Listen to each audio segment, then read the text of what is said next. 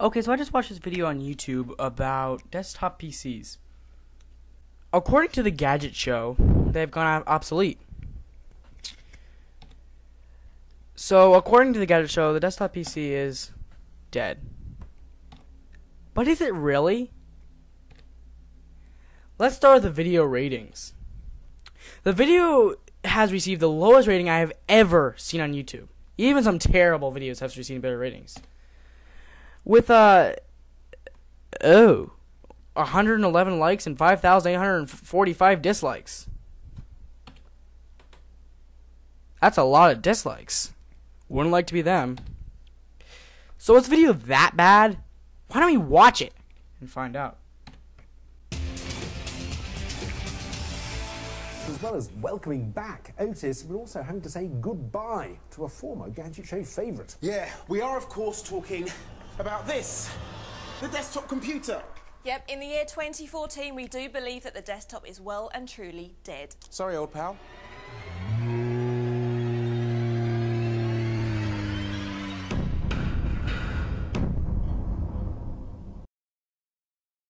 The desktop has been with us for 50 years, but as our concise illustrated history will now demonstrate, it's a case of 50 and out. After the birth of the first desktop computers in 1964, it was a good 10 years before they were properly feasible for home computing. But then, they were dominant.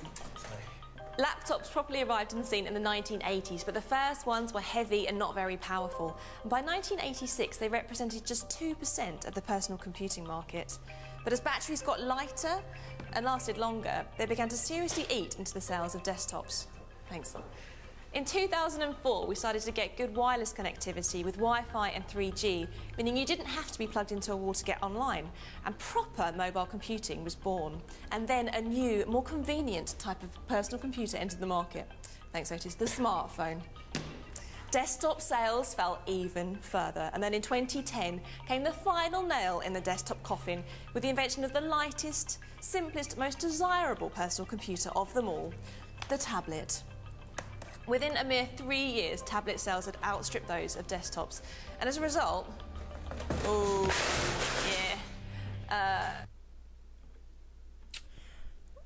A final nail in the desktop coffin? Were desktop computers dying? Really? Okay, so desktop computers are more powerful than tablets, making it better for gamers and editors. Tinkers and enthusiasts will choose desktop because there's more power and expandability. Now, I'm going to explain what that means. On a desktop computer, there are PCI slots, AGP slots, and AGP slots aren't really right now, but there's PCI Express times 16, PCI Express times 24, and PCI Express expanded. So, as you can tell by that, there are a lot more options for upgrading a desktop PC than tablet.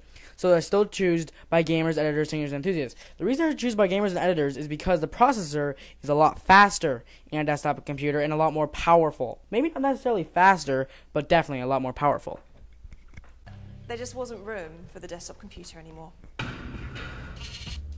With the popularity of tablets and laptops at an all-time high, portable computing is now king. As a result, businesses and organisations are having to react. Birmingham City University is a great example of an institution who predicted the way the technological wind was blowing and have adapted accordingly. I think we've recognised a shift in the kind of ways in which students learn. They bring their own devices, so we need to create a space in which they can use those devices, laptops or tablets, and they don't really want to be sat in computer rooms working on their own. And before you say it, I can also shoot down the old argument that desktops have much more storage, because with this, you can now put 1 terabyte in your pocket. It's the data traveler HyperX Predator, whose unprecedented 1 terabyte capacity is enough to hold up to 200 HD movies. Wait, who has the money to spend over $900 US for a thumb drive? I can buy a 1 terabyte hard drive for $80 for a desktop. Also, the reason you bring laptops to college and high school is because Desktops are too big to bring and will not be allowed, but that does not mean that they cannot be used for other computing purposes. The reason that you don't want to use a computer lab is because no one wants to use someone else's computer for personal work, obviously. And you can always use cloud services like Dropbox, iCloud and Bitcasa to store information, and you don't even need to have software installed anymore. This HP Chromebook uses Google Chrome's cloud operating system.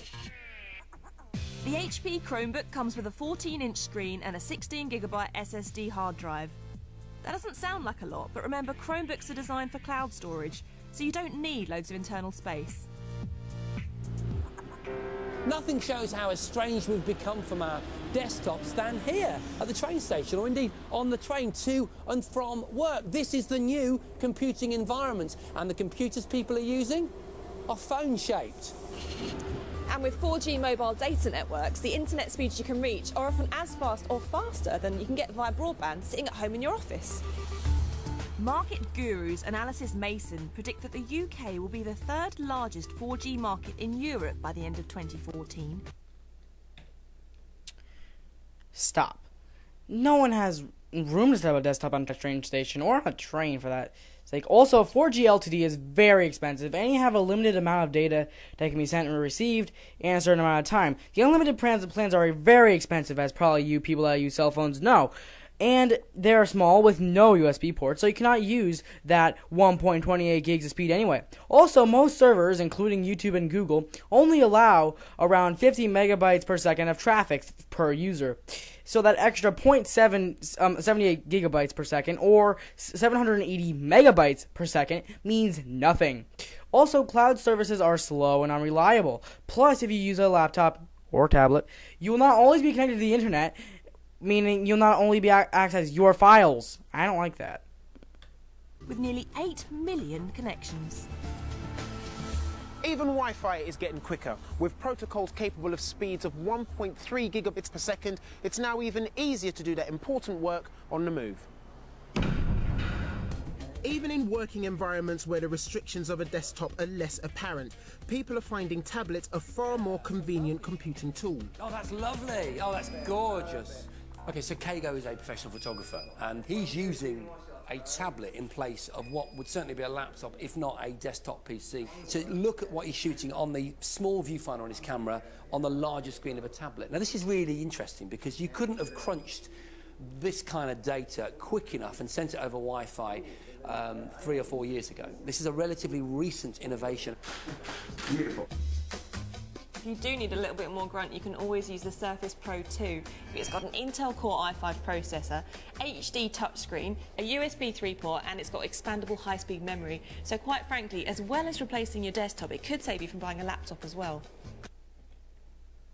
1 second, please.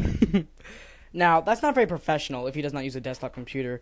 3D rendering, HD video rendering, photo and video editing only needs a high-speed or powerful desktop processor. The Microsoft Surface 2 is a great tablet, but 1.9 gigahertz dual core is not fast enough for gaming, rendering, and editing.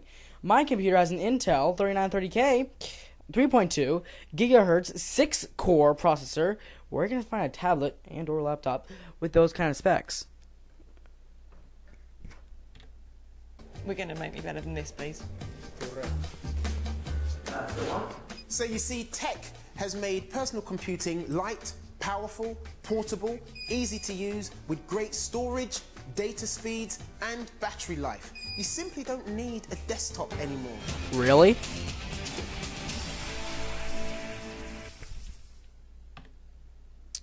Here are my final thoughts. Now, pretty much I want to talk about inputs and outputs. Now, with most tablets, you actually need an adapter, or you can't even do it at all. You can't usually connect a thumb drive to a laptop or tablet, a tablet or phone. So, if you have a tablet or phone, you only get up to around 256 gigabytes. And with Apple, if you buy Apple devices, that can be extremely expensive. With Windows, it's not as expensive, but it's still pretty expensive. Much more than a 1 terabyte hard drive. Here's the input and output of a desktop computer. Note 10 USB ports. the fully capable audio output, so if you want to connect a speaker or anything, Wi-Fi, of course, and DVI video outputs.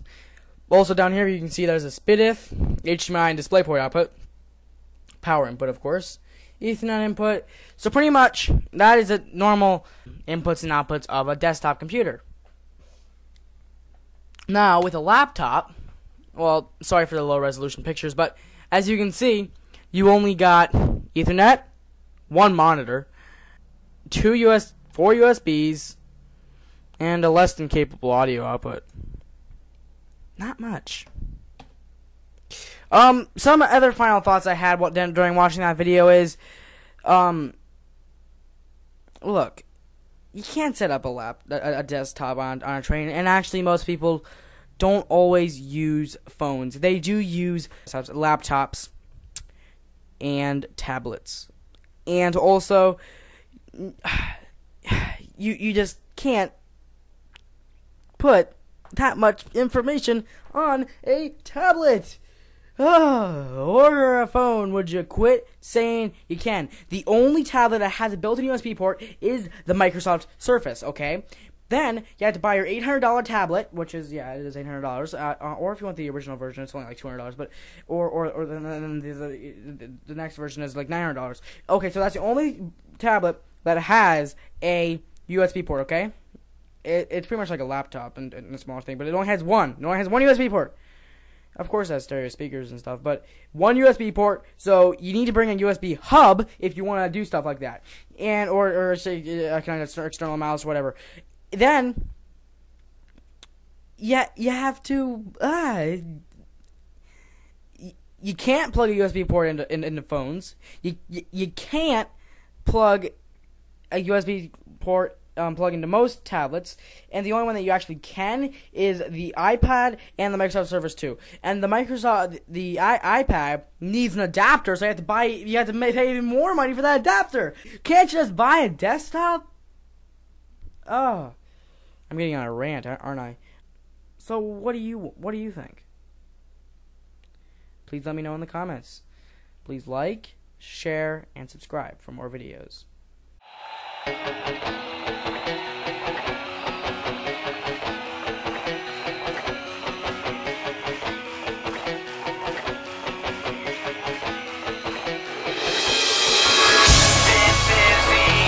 Yeah.